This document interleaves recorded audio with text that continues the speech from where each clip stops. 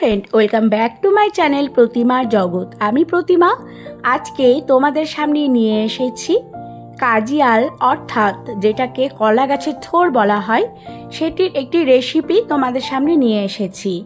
এই রেসিপি যেমন পুষ্টিগুণে ভরপুর, তেমনই এর মধ্যে প্রচুর পরিমাণে থাকে আয়রন, যা আমাদের স্বাস্থ্যের জন্য খুব ভালো।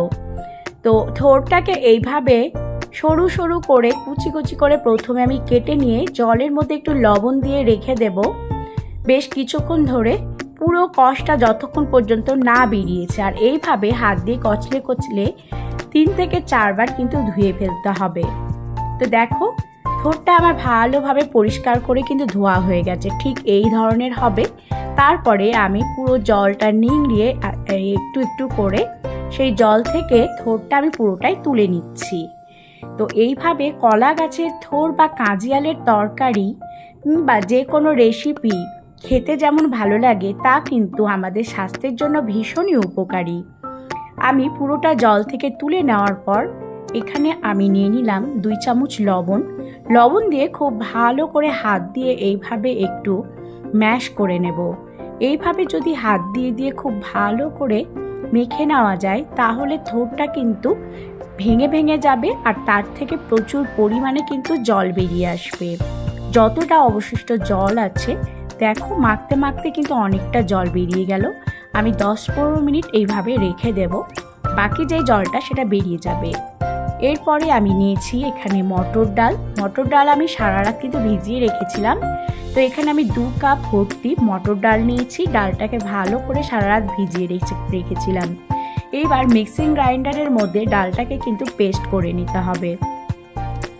আমি এখানে মটর ডাল মিক্সিং গ্রাইন্ডারের মধ্যে নিয়ে নিচ্ছি। তারপরে এর মধ্যে নিয়ে নেব 5 থেকে 6 খানা কাঁচা লঙ্কা, একটু ঝাল ঝাল হলে খেতে ভালো লাগে। নিয়ে নেব এখানে আদা কয়েক টুকরো, সেগুলোকে খুব ভালো করে আমি পেস্ট করে নিচ্ছি।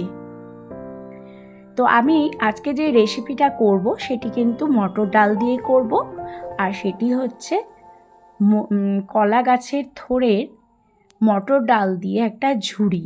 সেটি কিন্তু শুকনো ভাতের সাথে অসাধারণ লাগে। নিয়ে নিলাম কড়াইয়ের মধ্যে আমি বেশ খানিকটা সর্ষের তেল। এই রেসিপিটা সর্ষের তেল দিয়ে করলেই কিন্তু বেশি ভালো লাগে খেতে। তারপরে এখানে 2টো শুকনো লঙ্কা আমি ফাটিয়ে নিয়ে নেব তেলের মধ্যে।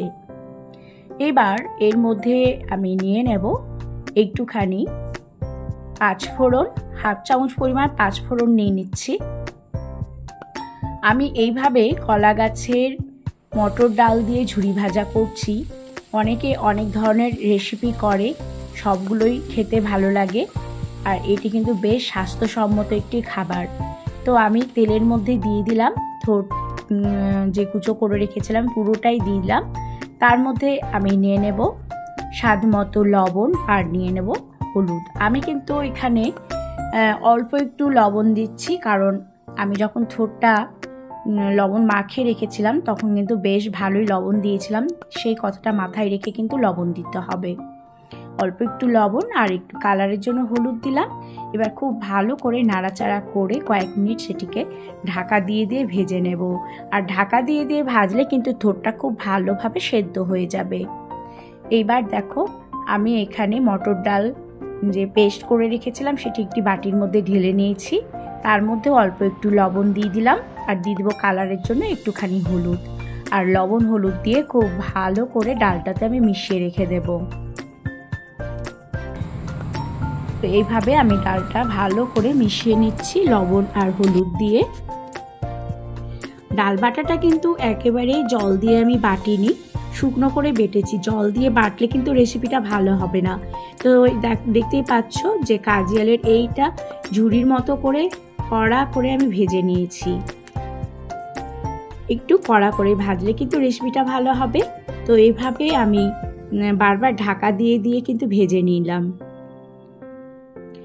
আর কাজিয়ালের এই যে রেসিপিটা করব সেটাকে কিন্তু একটু প্রথমেই ভেজে নিতে হবে ভালো করে। এইভাবে ভাজা হয়ে গেলে তারপরে ডাল যে বেটে রেখেছিলাম, বাটা ডালটা পুরোটাই আমি তার মধ্যে দিয়ে দিচ্ছি। এবার ডাল বাটা দিয়ে খুব ভালো করে নাড়তে থাকতে হবে। গ্যাসের ফ্লেমটা কিন্তু একেবারেই বাড়াবো না, বাড়ালে কিন্তু রেসিপিটা ভালো হবে না। গ্যাসের ফ্লেমটা কমিয়েই এইভাবে নাড়াচাড়া করে খুব ভালো করে ভেজে নিতে হবে। প্রথমে মনে হবে যে কড়াইয়ের মধ্যে একটু লেগে লেগে যাচ্ছে, তাহলেও নাড়াচাড়া করতে করতেই দেখবে সেটা একেবারে ঝুরঝুরে হয়ে যাচ্ছে। এইভাবে বার কয়েক একটু ভালো করে নেড়ে নিতে হবে। নাড়াচাড়া করতে করতেই দেখবে বেশ সুন্দর একটা ঝুড়ির মতো হবে।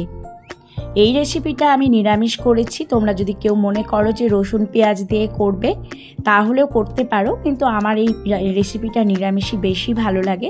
উপর থেকে আরও কয়েকটি কাঁচা লঙ্কা আমি কুচি কুচি করে তার উপরে ছড়িয়ে দিলাম। আরও বেশ কিছুক্ষণ একটু নাড়াচাড়া করে নেব, নাড়তে থাকবো। নাড়তে নাড়তে দেখবে একেবারে ঝুরঝুরে টাইপের হয়ে যাবে। আর বিশেষ করে নিরামিষের দিন সেটি যদি শুকনো ভাতের সাথে মেখে খাওয়া যায়, এক থালা ভাত কিন্তু এমনিই মেখে খাওয়া যাবে, তার সাথে অন্য কোনো রেসিপির দরকারই পড়বে না। তো এইভাবে আমি কলা গাছের যে গুঁড়িটা থাকে সেটিকে বাজারে পাওয়া যায় মাঝে মাঝে, কিন্তু নিয়ে এসে খাওয়া যেতে পারে। আর এটা আমাদের স্বাস্থ্যের জন্য এতটাই ভালো, যা খেলে আমাদের যাদের শরীরে রক্তের সমস্যা আছে তারা কিন্তু খেতে পারে।